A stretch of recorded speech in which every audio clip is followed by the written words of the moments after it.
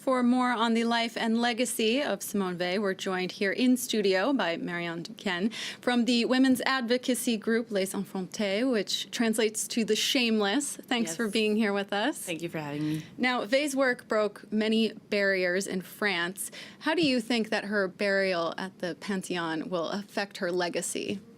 I think it's a great commemoration of her fight. She struggled her whole life from being deported to having to fight alongside men for women's rights and then for the European construction. So I think it's an amazing reward, especially since there are such few women in the Pantheon.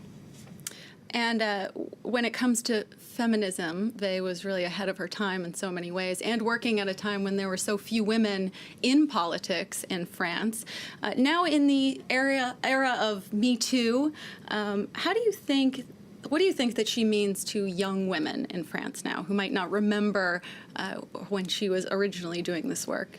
I think the fight for abortion, since it's being really targeted all across Europe, so many countries today are trying to reduce the right to abortion in Europe. So even for young women today, they understand that it's not granted and that you have to fight and keep it a right. So for us, I think it's really a symbol because she fought in the 70s to grant that right, even for health reason. And today we still have to protest for abortion. So for us, it's an important symbol, and that she is recognized as such an amazing human being in the Pantheon. It means that people still do believe today that abortion should be a right. And we've seen a popular T-shirt here in France, the Merci Simone T-shirt, yes, also popular with young women.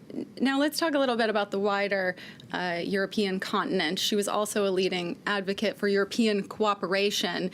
How would you say that that's impacted the European continent today? I think for us, as a young person, I've grown up feeling European, being able to go to neighboring countries as if there are no frontiers, there are no barriers.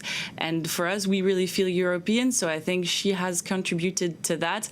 And when you see the rise of nationalisms and the people who want to close frontiers today, it's actually an important symbol to remember that she was one of the few people who tried to open them as much as possible and make a cooperation between European countries.